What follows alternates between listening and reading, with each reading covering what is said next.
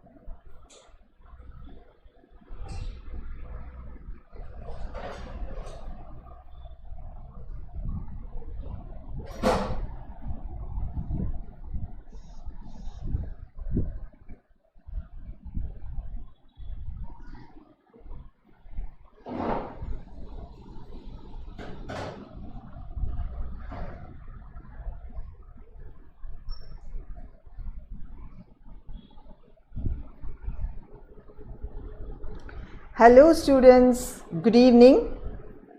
Welcome to the session, the continuation of Human Health and Disease.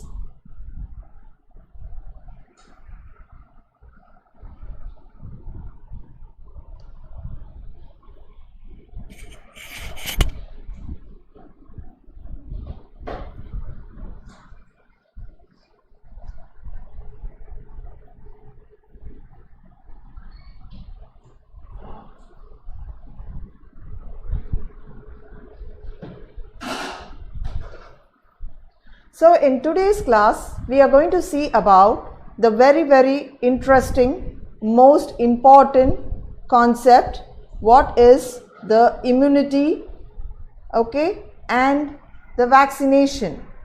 And also we are going to see about the drugs and the alcohol abuse.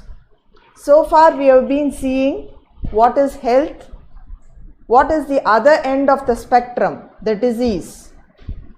What are the various diseases and what are the various pathogens, the agents that cause the disease, as well as we saw about the communicable and the non-communicable disease.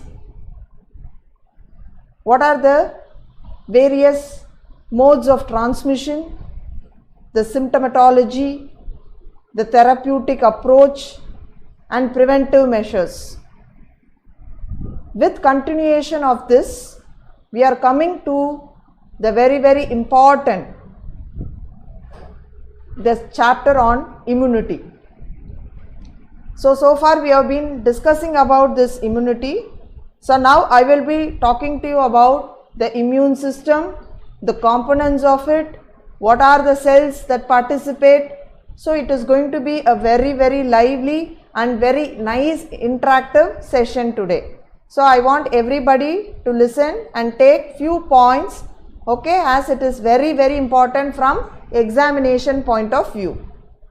So we all know that our human body is actually exposed to an array of microorganisms like bacteria, virus, fungus.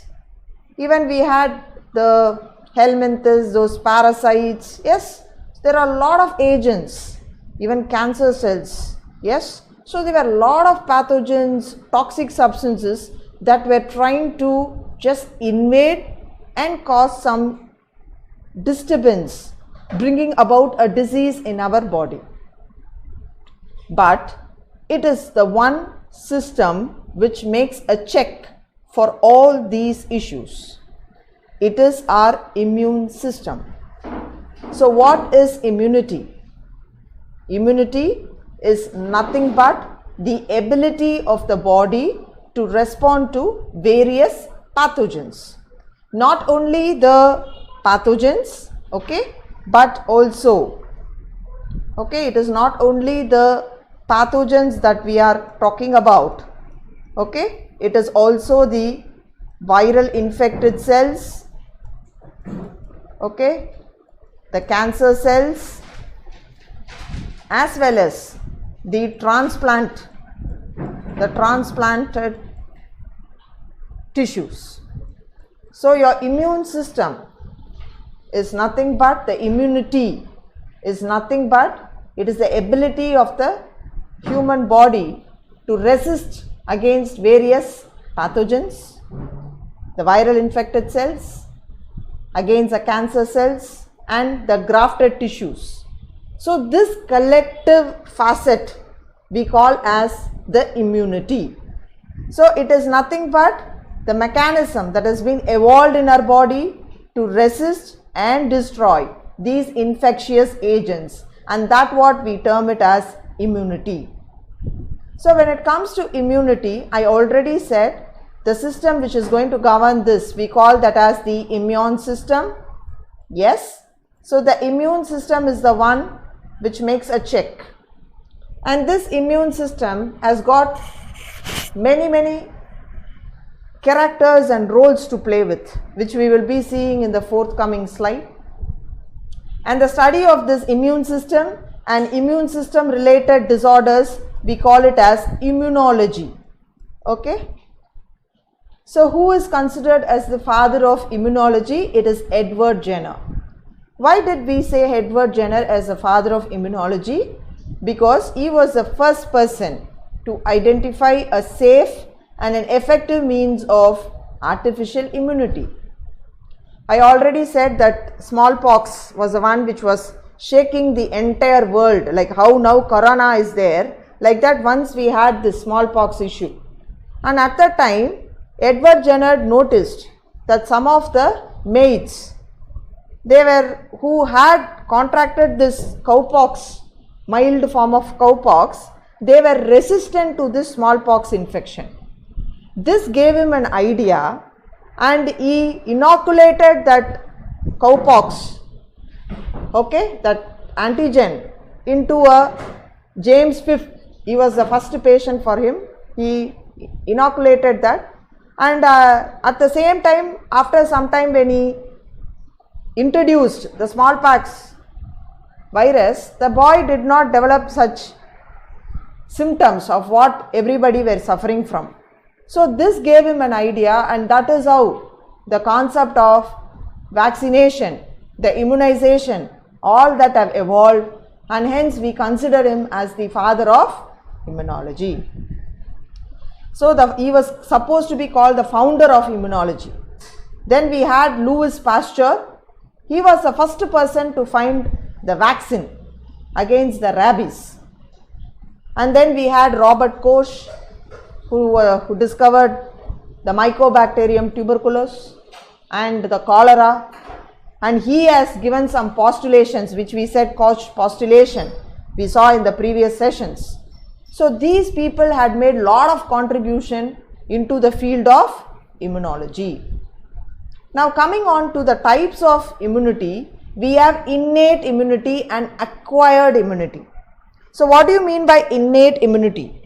The innate immunity is present right from the time of birth. It is there right from the time of birth. But what happens to this acquired immunity? As the person is being in its process, he develops that immune against various agents. That we call it as the acquired immunity. Now we have what are called the immune system in the body, which I told you. The immune system, actually it has got what are called the lymphoid organs.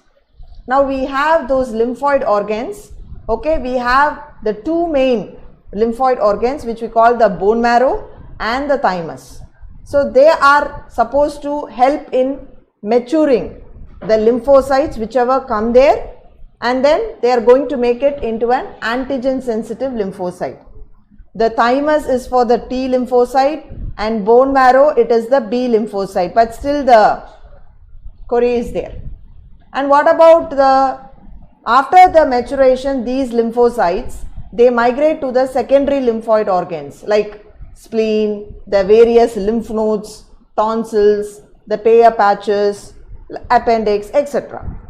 So you should know that the lymphocytes, which is also like one among the cells of the WBC, okay, they are formed from the bone marrow. So once when they come out from the bone marrow, these lymphocytes, they take their root either into the thymus or back into the bone marrow, where they are getting the education, what we call in terms called pre-processing. Okay, so there they are getting the basic idea that this is self, this is non-self. All that processing is being taught there, and once when they get that sensitization, they then become the mature lymphocytes. They are released into the bloodstream. Now they take up their roots and go to the secondary lymphoid organs. They go either to the spleen or to the lymph node or to the Peyer's patches, and they get remain there till they get an encounter with an antigen.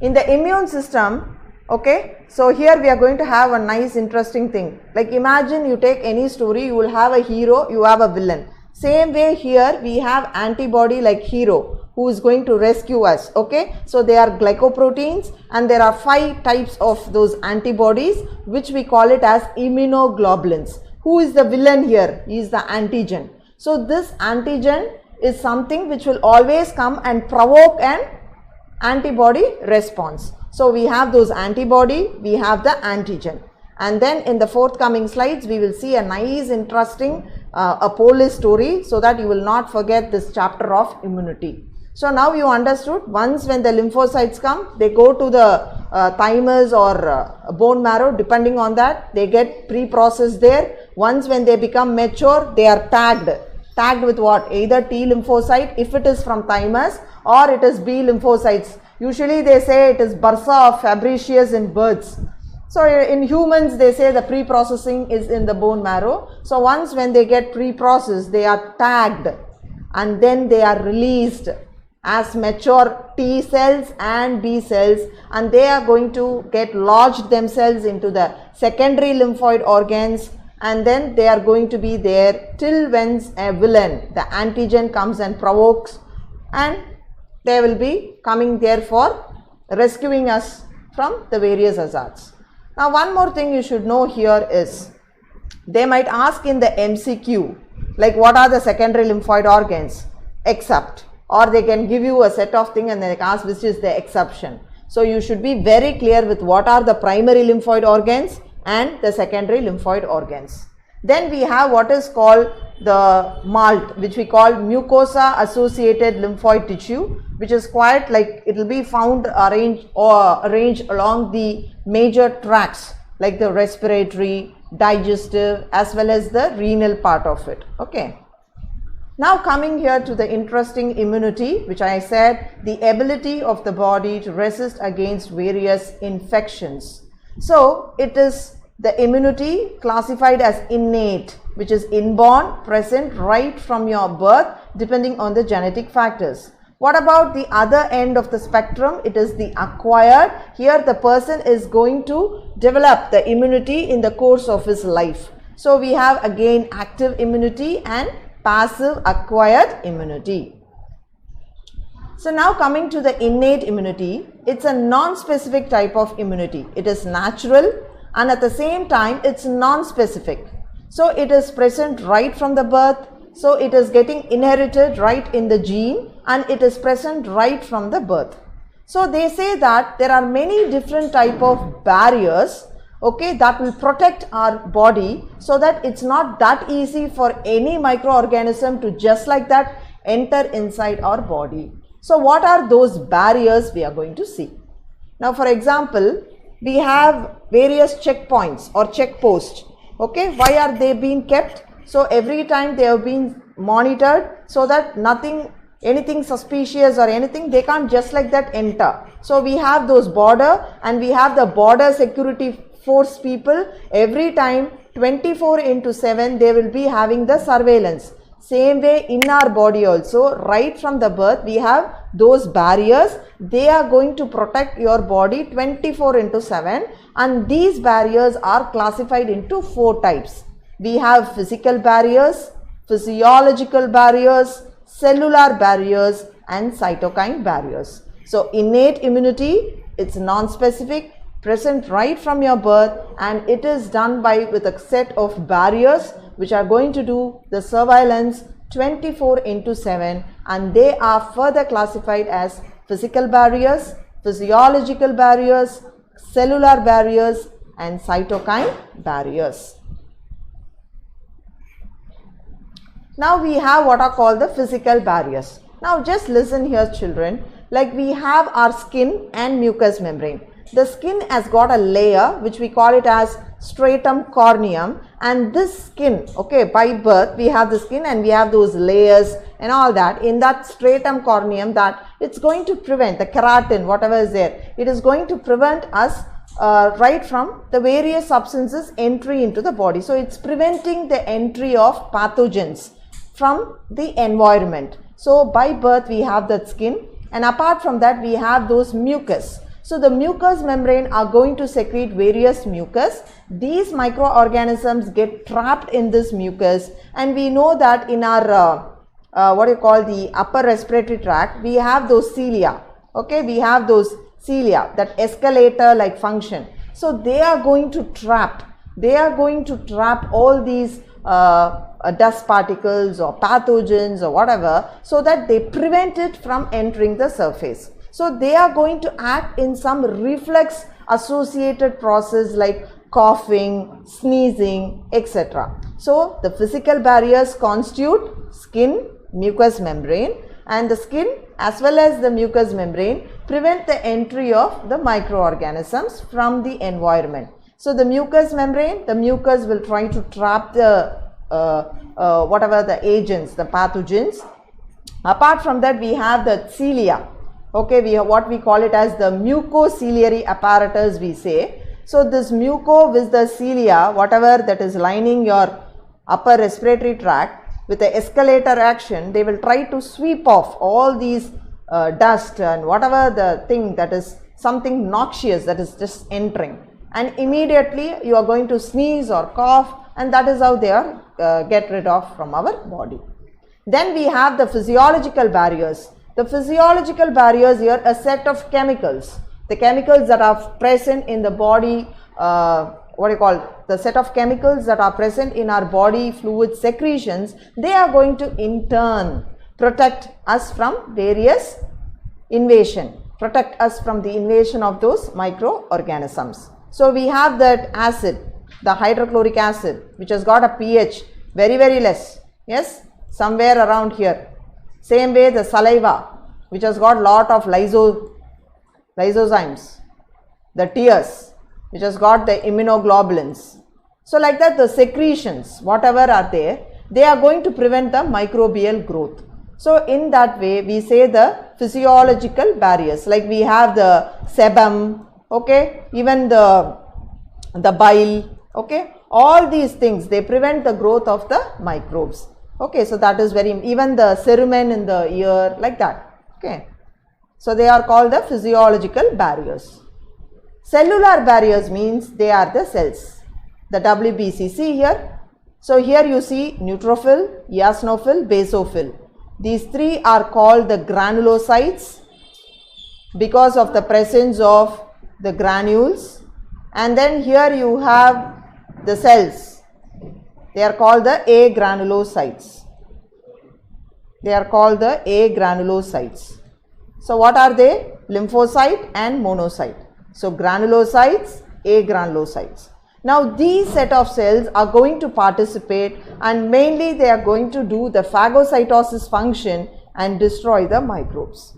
Okay. So polymorphonuclear leukocytes means neutrophils. Okay. So neutrophils, monocytes and macrophages. Now I will come to the interesting story of this immunity.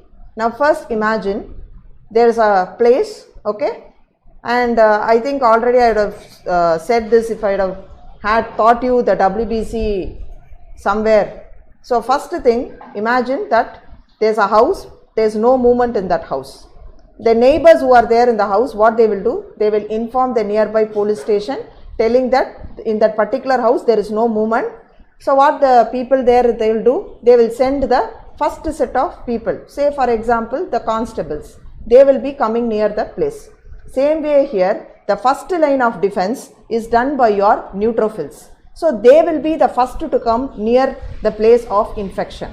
So they will do what is called the phagocytosis and they will try to kill those microbes. Okay, the same way those people will come, they will be looking around, and in that process what happens? They will try to make it and try to sort it out. Suppose if it is not under their purview or not under their power, they will seek the next level. Okay, same way like how constables go, call another battalion of police service. Same way they will be called upon the next. Who are the next? The monocytes. The monocytes are actually weak phagocytes, we say. Okay, but once when they enter the tissue, they become very powerful and we call them as macrophages. Now what happens? We call the big battalion of forces, the monocytes and macrophage, and they are going to come and attack these microorganisms, forming the second line of defense mechanism. But even in that process, once when that particular thief or whatever we are catching hold of him, we are handing over to a higher authority. Say we are calling the Delhi force, the people from there, and we are handing over to them.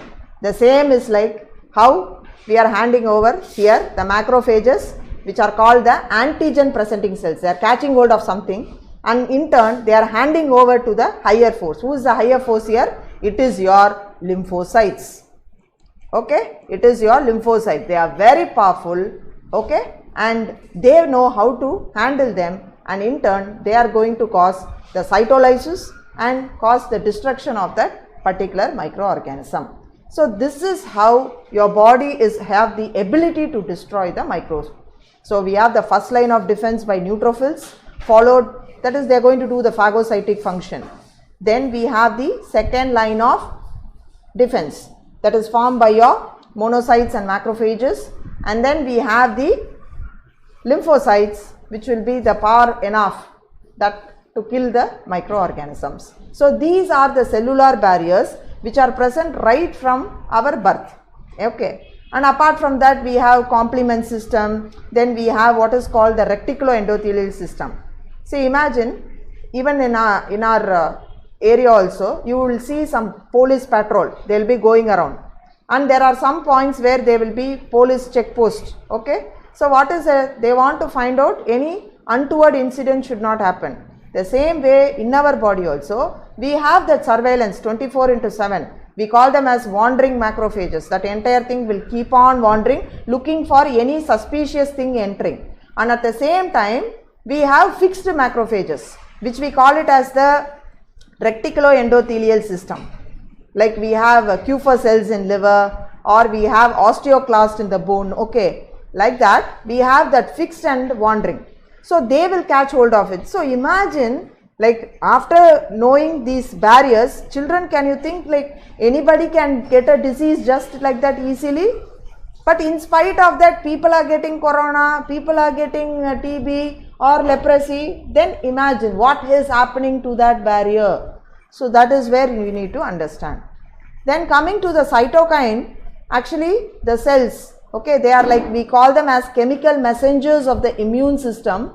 These cells, okay, particularly lymphocytes or some viral infected cells, they secrete interferons, okay, that will protect the other cells from viral infection. So we call them as cytokine barriers. So I started the class with what is immunity. I said what are the types of immunity, and just we now started with the innate immunity, which is present right from our birth, and in that we saw about the 4 classical barriers doing a wonderful surveillance job, protecting us from the microbes.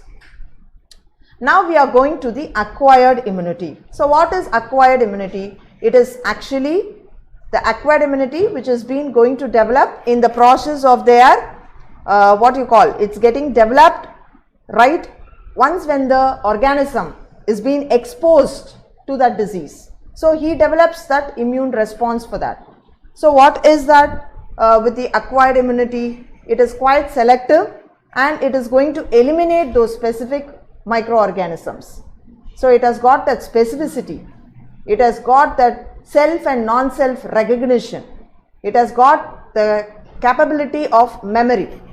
So it is not like our innate, simply like somebody comes checking out and sending them. Here once when it sees somebody, that antigen, they are going to fight against it, some amount are stored as memory cells. So like that the adaptive immunity or the acquired immunity is developed in the individual in the course of his life. So first it will encounter a pathogen where anybody will develop what is called primary response. Imagine an antigen is entering the body. My body will respond to it by producing antibodies. That is called the primary response. Okay. Now the same pathogen is coming again and checks it back. Now it is called, the antibodies will be produced, but it is called the secondary response, which is going to be an anamnestic response. The primary response is brought about by the IgM type of antibodies, and the secondary response is going to be brought about by IgG type of antibodies. Okay. Now when I say acquired immunity, this acquired immunity is further classified as cell mediated immunity and humoral immunity. What do you mean by cell mediated immunity? It is actually the main, that is governed by the T lymphocytes. What about the humoral immunity? It is fully governed by the B lymphocytes. So the B lymphocytes are present mostly in the extracellular, outside the cell, the T lymphocytes confined inside the cells. So here the T lymphocytes and B lymphocytes, they both work in an array, and they are the one which are going to fight up against and check out. Just like that, they are going to just check this, whatever the agent that is coming and invading the body. Now whatever the macrophage or the dendritic cell, whatever we call them as antigen presenting cell, they will hand over that antigen, the agent, whatever, to the T lymphocyte. Now T lymphocyte, before that, first it will be the antibodies. The antibodies, which we call it as the immunoglobulins. These immunoglobulins, okay, they will, what we call from the B lymphocytes, we have the plasma cells, and then the immunoglobulins will be produced. These immunoglobulins, they are going to kill the bacteria or any microorganism that is outside the cell or in the fluid or whatever. What about the cell mediated? They are fully governed by the T lymphocyte. We have the helper T cells, we have the cytotoxic T cells and all that. That is why the T lymphocyte is very much needed for the proliferation and development of not only their lymphocyte but also of the B lymphocyte also. That is why in AIDS disease, the virus, when it affects the T helper cells, the entire immune system becomes a shutdown. So acquired immunity is fully responsible by the lymphocytes. Then we have the antibodies, which I said the B lymphocytes. They have the immediate response of the body to any antigenic encounter is by producing the antibodies. So the antibodies, when you take the structure, it has got the 4 peptide chains. We have 2 light chains and we have 2 heavy chains. Then we have those bridges which we call the disulfide bridges, and then this is the antigen binding site. Okay, so we have 5 classes of antibody or the immunoglobulins. Okay, so I hope we know this earlier. Okay, so what is with IgG? It is the 80% most abundant immunoglobulin in the body, and this is the one which can cross the placenta. It is going to provoke the secondary immune response. What about IgM? This is the one which is responsible for the primary immune response. IgA is the secretory immunoglobulin, which is found in all the secretions like tears, okay, saliva, milk, etc. What about the IgD? This is something going to help in the association with the B lymphocyte, and this IgE is somewhere helping in the hypersensitivity reactions.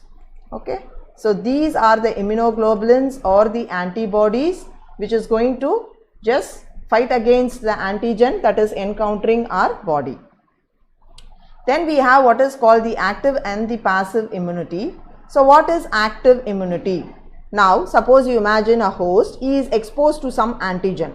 Okay, it can be either a live organism which has been weakened or a dead microbe, whatever. Immediately the host, the person, will produce antibodies against it. That is called active immunity. So this concept is what we are using in the vaccination protocol. Now what is passive? Already the ready-made antibodies will be there, and that you are going to give it to the host in order to protect from the foreign agents. So that is called passive immunity. Like how for a snake bite we give that anti-venom, like that. Now they are further divided into natural and artificial acquired active immunity and natural and artificial acquired passive immunity. So what is natural acquired active immunity? Like for example, say a person, like he is getting a infection. For example, it can be a chicken pox or a measles. Okay, so he is acquiring that immune against that particular. So that is naturally acquired active immunity.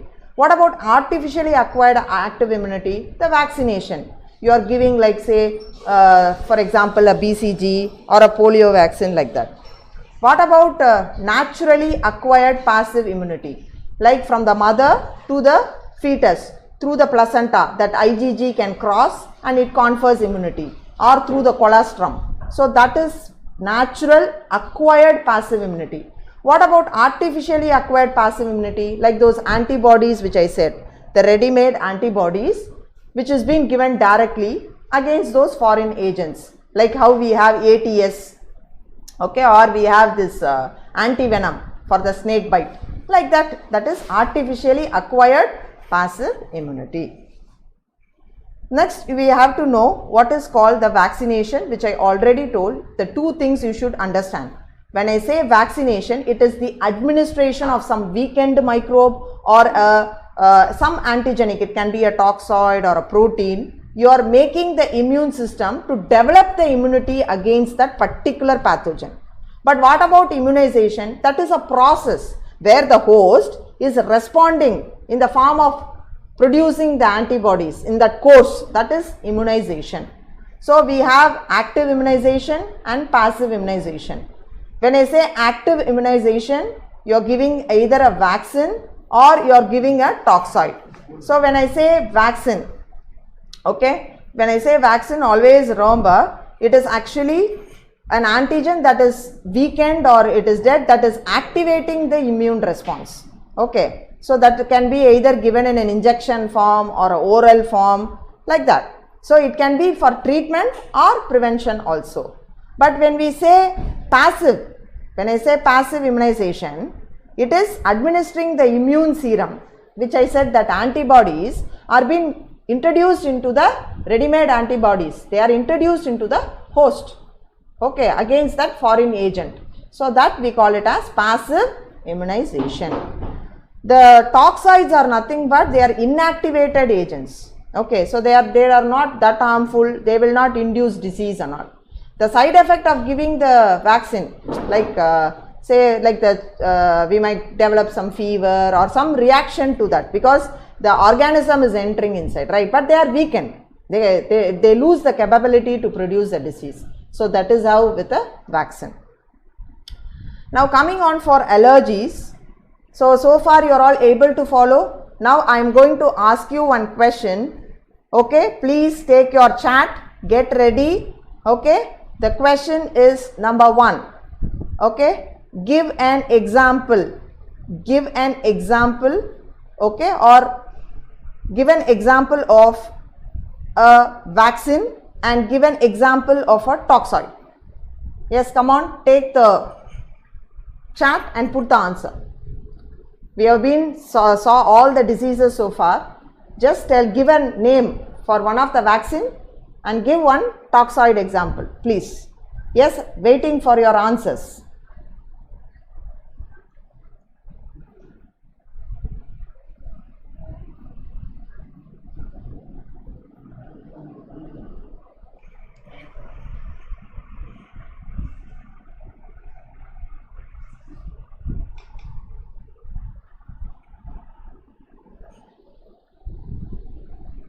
Yes? I hope you understood the question. Give one example of a name of a vaccine and a toxoid, what we are using for active immunization.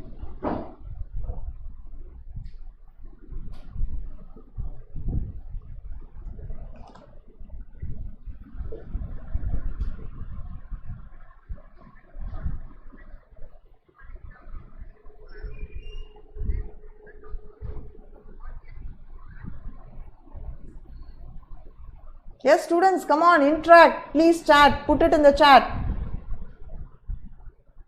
What is the vaccine that you give for TB?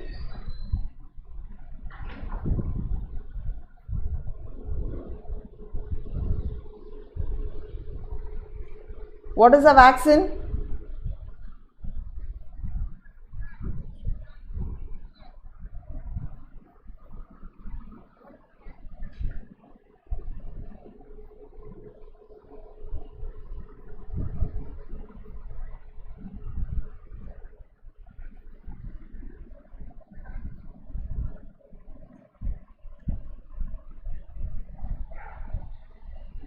So what is the vaccine?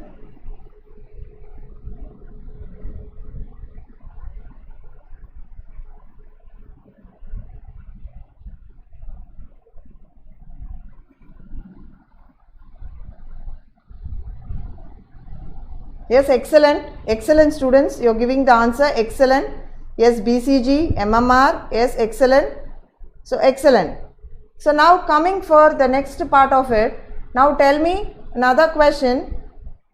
Which lymphocyte is responsible for cell mediated immunity? Which lymphocyte is responsible for cell mediated immunity? Please put in the chat.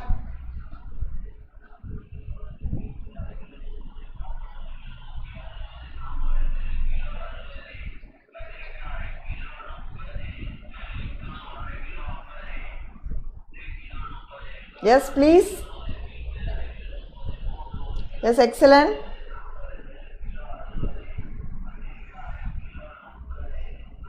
Yes, you are coming with the right answer.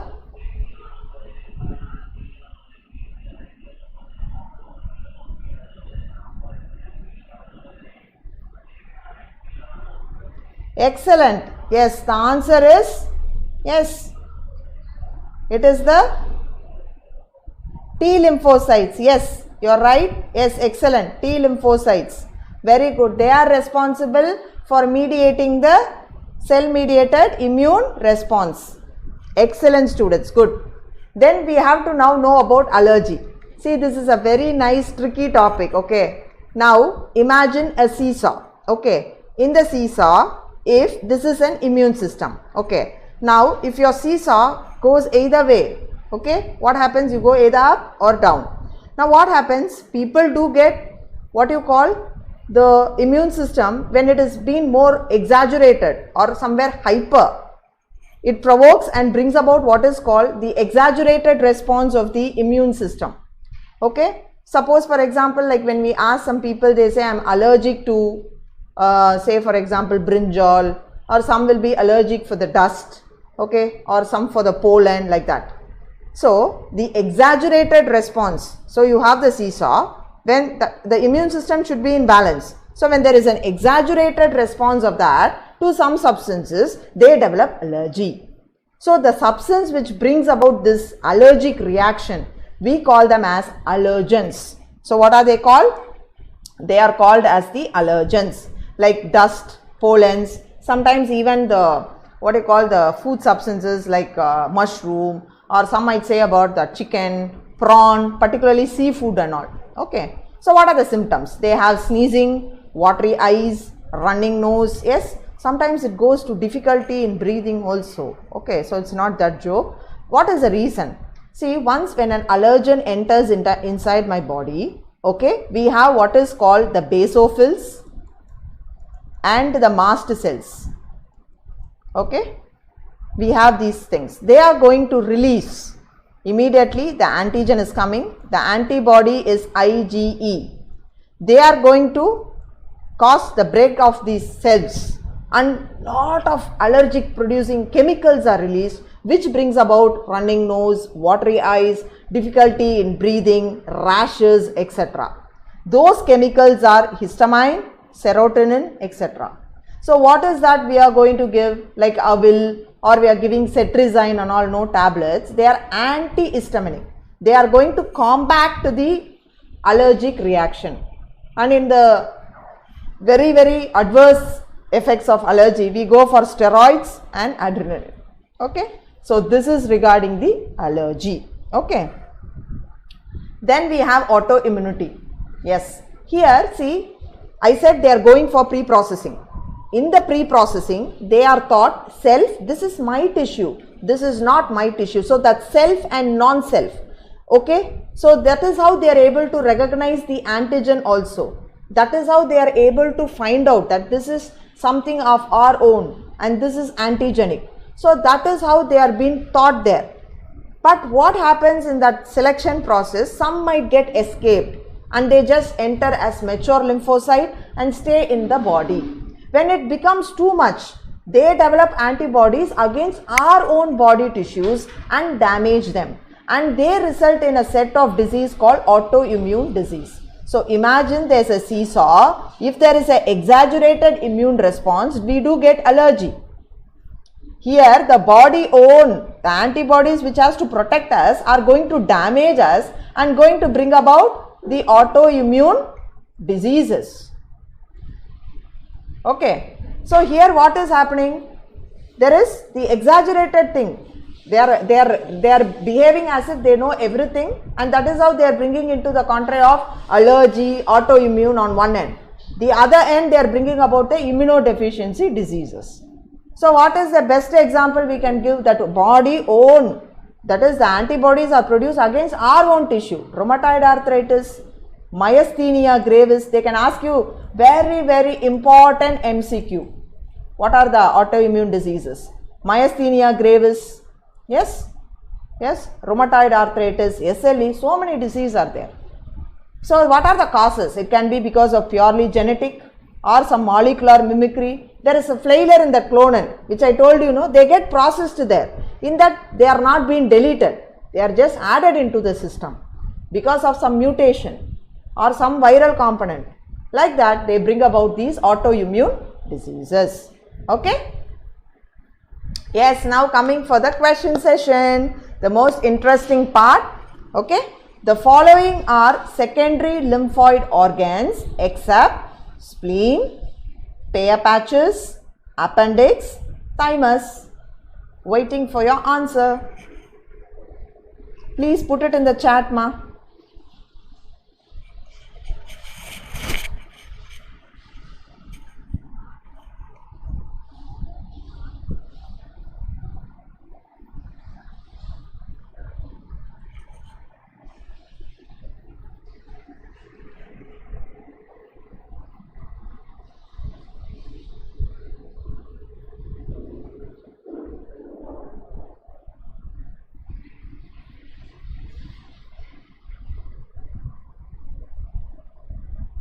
Yes, very good.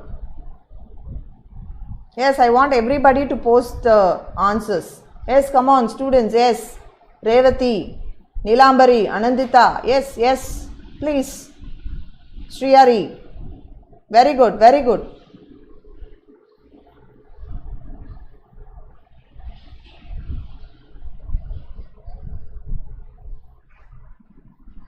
Yes, you are right. Yes, excellent.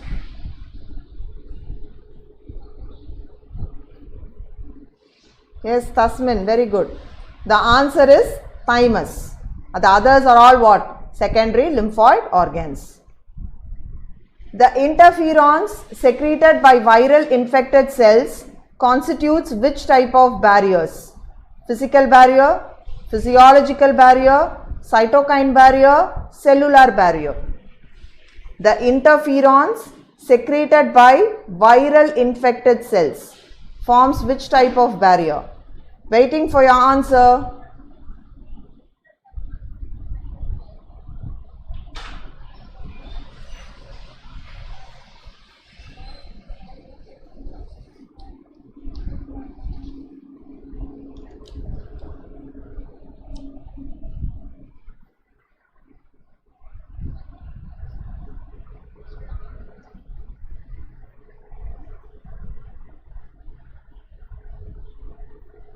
Yes, excellent students, right? The answer is cytokine barrier. Excellent. They are the chemical messengers of the immune system. Excellent. Neutrophils and monocytes are important cells participating in phagocytosis, passive immunity, antibody production, cell-mediated responses. Yes, please answer.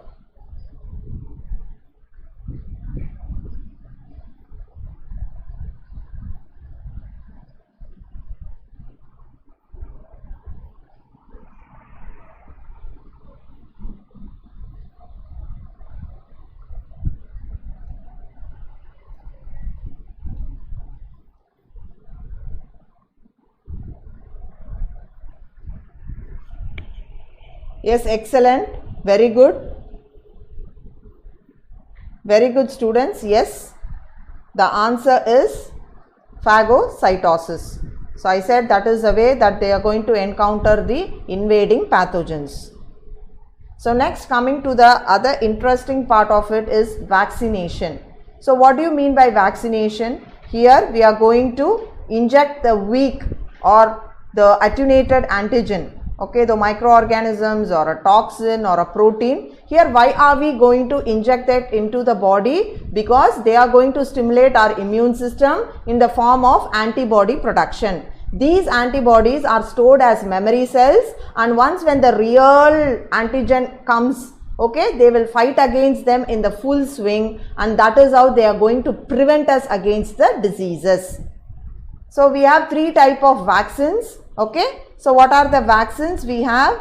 So the vaccines are the first generation vaccines, okay. So we have the first generation vaccine, which is mostly developed by introducing those attenuated antigens, okay. So they are developed by the attenuated antigens or toxins or protein, like whatever the vaccines now we are using, that BCG or DPT, all that belong to first generation vaccine. What about the second generation vaccine? Here the genetic engineering is being used. We use transgenic organisms for production of those vaccines, like how for hepatitis B. We use the yeast, from that we are producing the vaccine. The third generation are synthetic vaccines. So we have three sets of vaccines: first generation, second generation and third generation of vaccines. So here there are some important vaccines from examination perspective. We have the polio vaccine, Salk and Sabin. Salk will have the dead virus. We are going to inject it. But what about the Sabin, which I told already when I am taking class? It is a live virus but weakened, attenuated. Here it is given as oral drops. So Salk and Sabin is the polio vaccine. DCG is for tuberculosis, Bacillus of Calmette and Guerin. What about the DPT, diphtheria, pertussis and tetanus?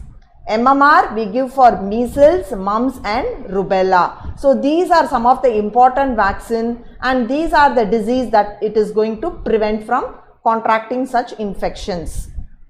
So look into some important tests. Monto test we do for what? Tuberculosis. Vidal test, typhoid fever.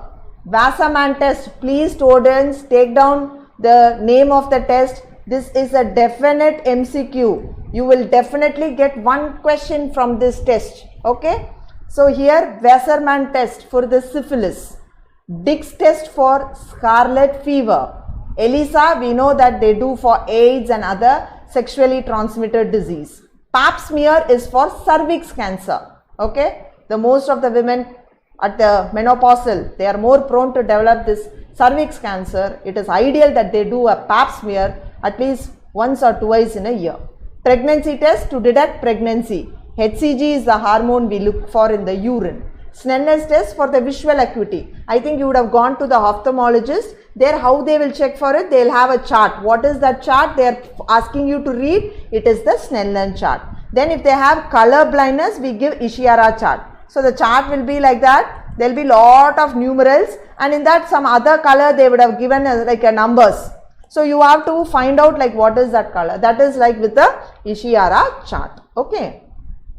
Then this is the vaccination program that we follow right from birth till the 5th year of the child. The WHO has recommended, and all the countries, they have their own vaccination program which is followed throughout. So at birth we give what is the hepatitis B and for the oral polio and all. Then following that, there are set of vaccines which with the booster dose we give. So what is the reason here? These vaccination, when we are giving to these children, what is happening? They are going to develop the memory cells and they are stored. Once when the child or adult, when they are actually faced by the antigen, they develop, and because they already have those memory cells, so they are going to just multiply in more than lakhs, and they are going to just kill those microbes which is going to cause the disease, and that is how the vaccines are going to protect us from so many diseases. Okay.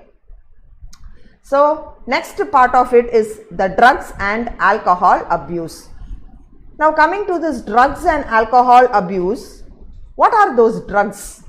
Drugs are nothing but the chemicals that will alter the function of the body, okay, particularly the nervous system. So we call that as psychotropic drugs. We usually say drugs particularly. There are drugs that which affect the nervous system. We say psychotropic drugs. And these psychotropic drugs can be either narcotics or stimulant. What do you mean by narcotic? That will depress your nervous system. Whereas the stimulants, no, they will enhance the activity, that alertness, what you call that anxiety, all that will be enhanced. That is with the stimulants. Now coming with this, we have what is a drug. It's a substance that will normally alter the function, which I already told you, in a living organism. What is addiction? How we use the word addiction? Addiction, accordingly to me, when I say, it's a habitual, psychological and physiological dependence on a substance or a practice which is beyond a control. It's something like a compulsive behavior which will make the person, even though it is harmful, but they will be behind that particular substance. So like that, if they are going to become habituated to some drug, we call it as addictive drug. So it is going to modify their biological, physiological and social behavior. Either that can stimulate, depress or alter their body and mind. So that is where the addictive drug acts. So here, coming in for addiction, we have either tobacco addiction, or they can go for alcohol, or they can go for drug addiction. So coming on for alcohol, which we know ethyl alcohol or ethanol, okay, it's a byproduct from that sugar industry, or you actually from the fermentation of that yeast Saccharomyces cerevisiae, we are going to get this alcohol. But this alcohol, when it is absorbed in the GI, particularly stomach, they will go to the liver. In the liver, they are going to produce more of fat. The glycogen synthesis will stop, more fat will accumulate, fatty liver. Then the liver will go for cirrhosis, damage, liver failure. So like that, it will affect all the systems. The alcohol, it not only targets the liver, it affects the central nervous system, it is right, all the systems will get affected. So that is why they have that relaxation, that drowsiness, sometimes lack of sleep and all that. Person who get addicted to alcohol, we call them as alcoholism. Okay, so that is where you need to understand. So it is going to cause, even in pregnant mothers who consume, it leads to fetal alcohol syndrome, which will cause mutation, cause number of errors of metabolism. So many things are there, even vitamin deficiency like that. Now next, coming to the drugs. So drugs usually we classify as psychotropic drugs, hallucinogenic drugs, stimulants and opioids. So coming here for opioids, they are obtained from the poppy plant Papaver somniferum. Most important MCQ question. Opioids are obtained from Papaver somniferum. We have receptors for these opioids in our central nervous system and GI tract. Mostly we call that heroin, no? Which is diacetyl morphine, which is called commercially as smack. That is a powder. Mostly the opioids, they don't induce sleep, but they give a good analgesic effect. And what we call the morphine, and we have that pethidine, all these are all comes under the opioids, the opium we say. Okay. What about cocaine? It is a coca alkaloid which is extracted from the leaves of Erythrioxylium coca. So this is a very important MCQ. Cocaine comes from Erythrioxylium coca, which we call coke or crack, illegal drug. This is also going to cause the interference with the dopamine transport. There is one neurotransmitter called dopamine. It is going to interfere the transport. So that is with cocaine. So it is a stimulant, like it is going to bring them a sort of euphoric effect. Okay, it's a stimulant actually. Okay, and sometimes agitation and paranoid like that. Even nicotine also is a stimulant like that. Okay. Coming to the cannabinoids, those receptors are there in the brain. See, this is the leaf, the cannabinous sativa. From that only the cannabinoids are being obtained, which is a hallucinogenic. What do you mean by hallucinogenic? They have all visual, auditory, somebody is speaking to them or something like delusions they have. So that is with the cannabinoids, cannabina sativa. So opioids from the Papaver somniferum. What about cocaine? From Erythrioxylium coca, and then cannabinoids from cannabinous sativa. Next, coming to a nice topic of the day, adolescence. So many years, physiologists, psychologists, so many logists trying to find out what is with this adolescence. Everybody, when it comes to the period of adolescence, they'll say it is whether storm period or it is going to be a smooth sail period. Okay, when you look into the literature, storm period, sail smoothly.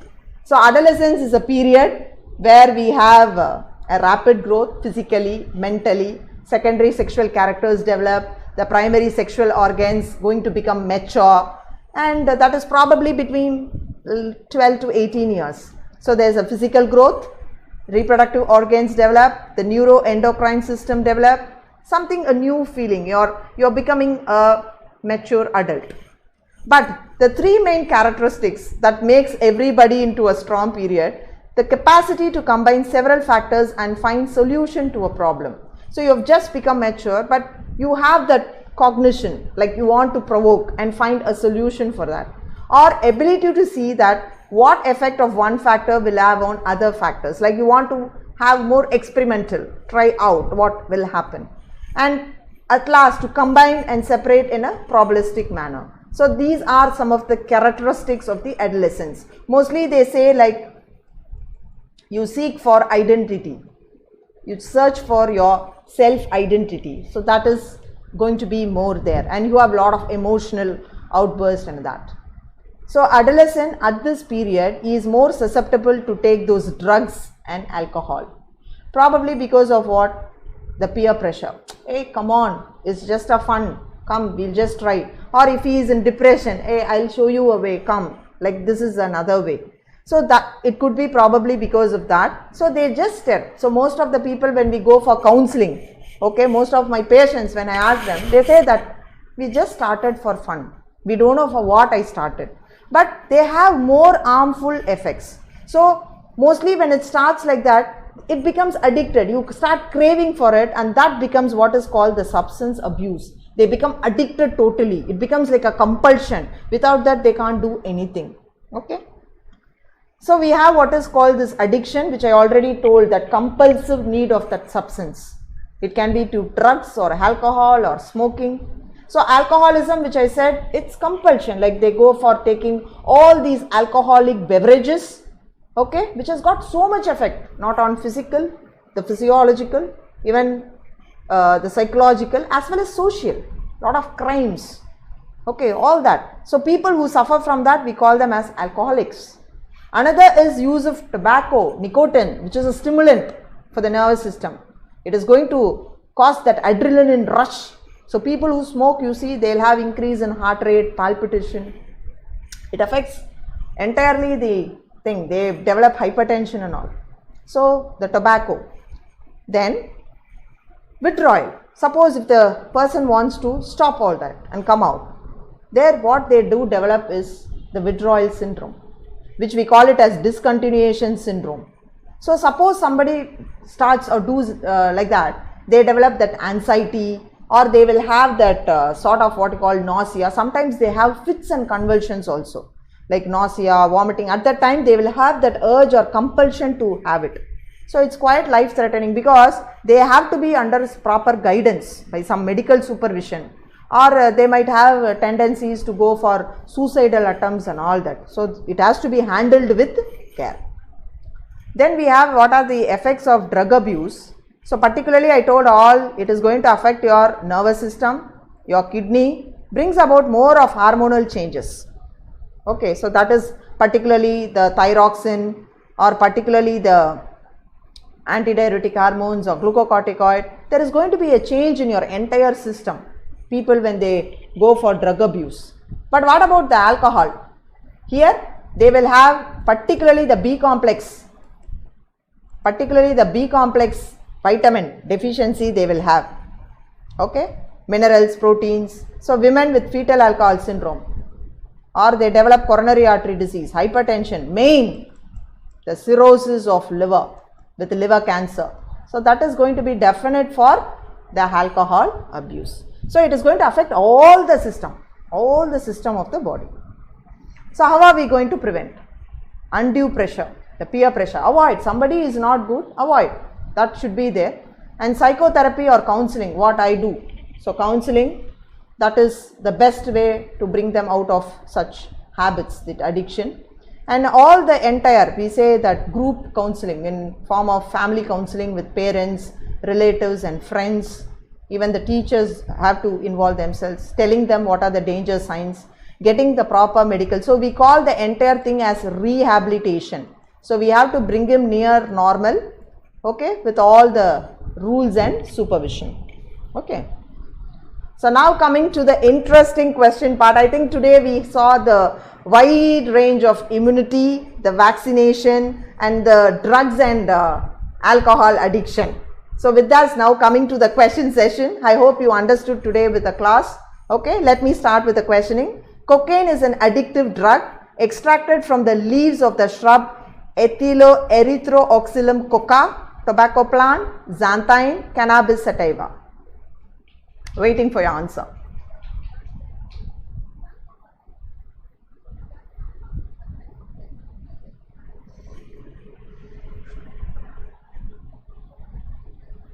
Yes, excellent, excellent. You people are like giving answers as if you are responding to some antigen, that antibody response, no, that immune response, fast and beautiful, excellent. Yes, you are all right. The answer is Erythrooxylum coca, because I told the other things. What is it? Okay. The most important diagnostic test to detect cervix cancer is Vidal test, Dick test, Pap smear test and Mantoux test. Answer. Excellent. Very good. You're all excellent. Giving good answers. Happy to see this. Yes. Tasmin. Very good. He comes first with answering. Good. Srihari. Good. Very good. Yes. The answer is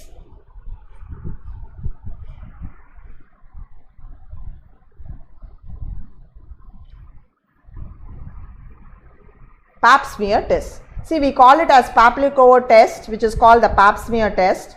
It's a method of cervical screening to detect the pre-cancerous and cancerous in the cervix. So, mostly the women, probably after 40, 45, we advise them to go for Pap smear because cervical cancer is very more common nowadays next to breast cancer. So, that is the most important diagnostic test we do. Okay.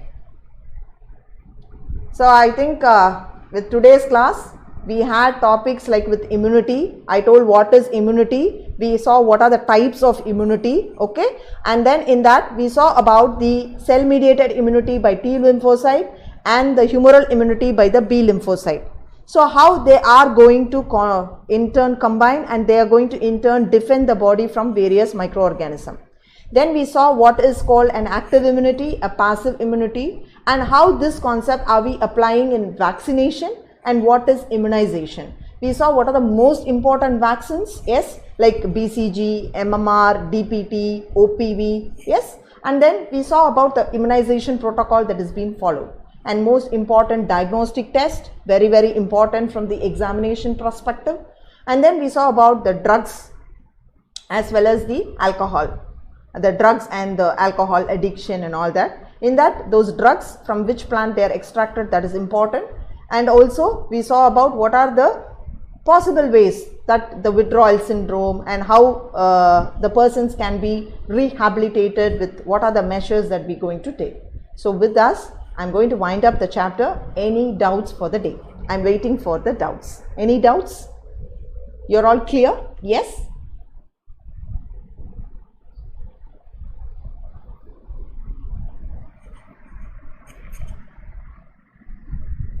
It's clear?